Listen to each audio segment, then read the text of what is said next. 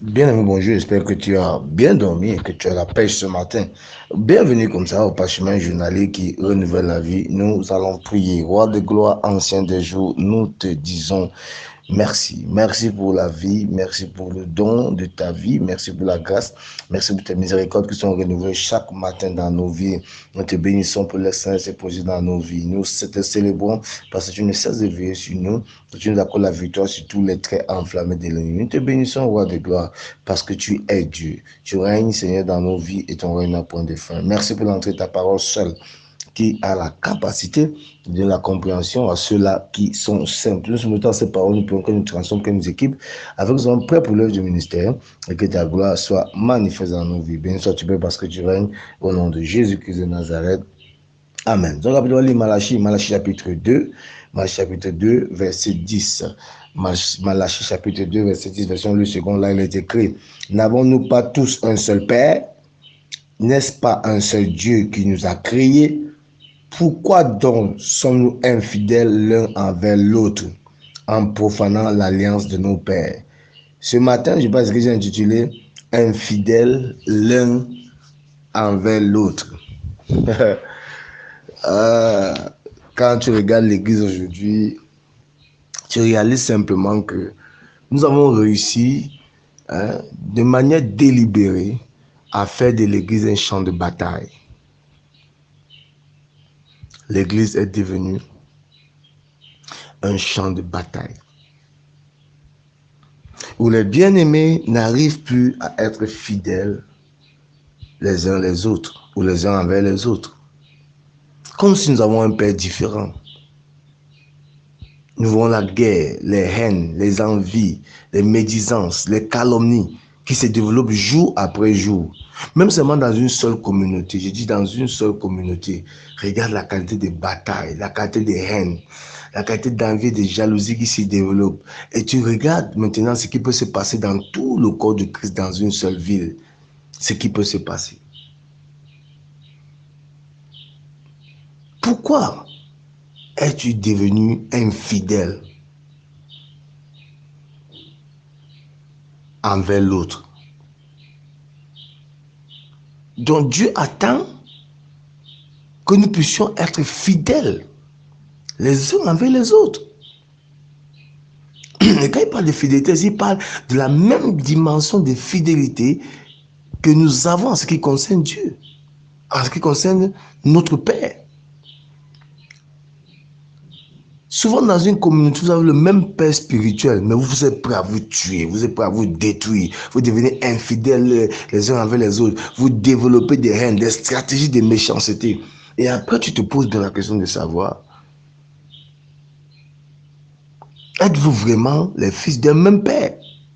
Toi, je parle de communauté où il y a un leader ou un père spirituel, tu réalises simplement que la dimension de haine, la dimension de méchanceté qui s'y développe, bien aimé, ça donne froid dans le dos. Un royaume qui est divisé contre lui-même ne pourra pas subsister. Pourquoi on est devenu si infidèles l'un envers l'autre? Pourquoi? Ce matin, tu peux t'arrêter un peu, te poser la question de savoir pourquoi je n'arrive pas à être en paix avec telle personne. Pourquoi je n'arrive pas à communiquer avec telle personne? Pourquoi dans une communauté où nous appartenons au même Père, nous n'arrivons pas à travailler de commun accord? Et ce que tu ne sais pas, c'est que en le faisant, tu profanes comme ça, tu profanes ainsi l'alliance des pères.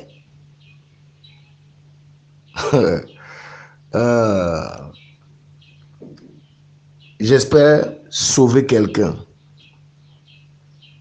de toute profanation des pères, quel que soit le niveau dans lequel tu es arrivé, le niveau auquel tu commences à fonctionner. Que le Seigneur te libère de cela au nom de Jésus. C'est un peu comme dans une même famille. Vous avez le même père, la même mère. Mais vous réussissez à vous haïr. Vous réussissez à ne pas vous asseoir autour d'une même table et décider du bien-être de la famille. Ça commence dans nos cellules familiales, ça commence dans la société. Avant même qu'on arrive dans nos communautés. C'est la raison pour laquelle on n'arrive pas. Et regarde bien, regarde bien. Si tu regardes très bien dans ta propre vie, la raison pour laquelle tu n'arrives pas à t'entendre avec les gens va venir au moins à 80-90% de ce qui se passe dans ta propre famille. Tu vas réaliser que au fond dans ta famille, il y a des gens avec lesquels tu ne parles pas. Il y a des gens que tu as décidé de ne plus communiquer avec eux. Certainement à cause de leurs erreurs, à cause de leurs manquements, tu t'es érigé en juge, tu t'es érigé en maître qui contrôle la situation et qui a le droit de décision, le droit de vie ou de mort sur l'autre. Et tu as décidé que non, je ne parlerai plus avec lui. On est la même famille, non, bon, ça sera plus sur la même table. Tu profanes ainsi l'alliance de ton père, de tes pères. Parce que les pères, dans leur alliance, veulent il y a une chose qui fait partie de leur alliance. Je veux que tu intègres ça ce matin. C'est l'unité de la famille. C'est pour ça que le Seigneur dit, alors quand vous serez un, le monde saura que le Père vous a envoyé. Le monde saura que je vous ai envoyé. Donc, en fait, l'une des choses que tu dois intégrer, c'est que la division dans la famille est déjà la profanation. C'est le commencement de la profanation de l'alliance des pères. Et dans chaque famille, les parents ont des alliances qui n'ont certainement pas bâties par eux-mêmes, mais ce sont des alliances qui sont établies par Dieu. Et ce matin, je suis venu dire à quelqu'un, arrête ces animosités, arrête ces différences, arrête de te comporter comme si les autres sont là pour non seulement détruire ou te détruire, mais les autres sont d'une autre famille. Vous appartenez au même père. Ça commence dans nos familles et comment ça se répercute dans nos communautés. Et dans nos communautés, on a donc cette influence qu'on peut partir de là pour influencer positivement la société en général. Bien aimé, j'aimerais que tu puisses intégrer ce matin, que tu fasses les efforts par les miséricordes du Seigneur Jésus-Christ à commencer à faire la paix autour de toi.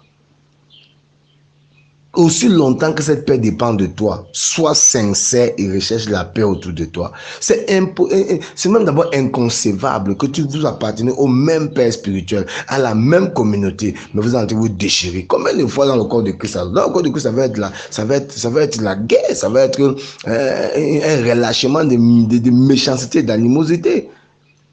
Bien aimé, je t'exhorte par les miséricordes du Seigneur Jésus-Christ à changer de cap ce matin. À te dire, nous sommes du même père. Il y aura des compromis. Dans une famille, on fait toujours des compromis. Je ferai des compromis pour que tout se passe bien. Je serai en paix avec mes frères. On n'est pas obligé de marcher ensemble, mais on est obligé d'être en paix les uns envers les autres. On est obligé d'être fidèles les uns envers les autres. C'est pour ça que la Bible dit que portez-vous les fardeaux les uns les autres. On est obligé, bien aimé. Il n'y a pas de négociation là-dessus. Parce que le danger est de profaner l'alliance des pères.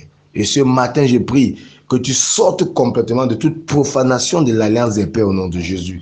Et que tu prennes ta place, que tu sois efficace et que tu matérialises intégralement ce pourquoi tu existes en étant déjà fidèle avec ton frère.